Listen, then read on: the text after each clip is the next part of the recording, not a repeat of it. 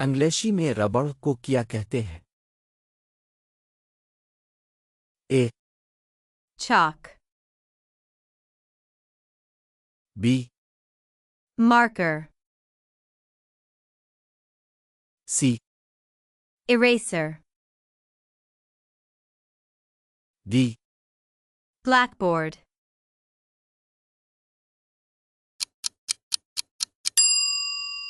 सही जवाब इख्तियार सी है। eraser, अंग्रेजी में रबड़ को क्या कहते हैं? ए, eraser, बी, blackboard, सी, marker, डी, chalk,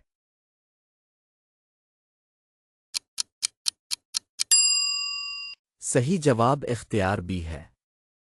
blackboard, अंग्रेजी में मार्कर को क्या कहते हैं? ए, blackboard, बी, chalk, सी, eraser, डी, marker,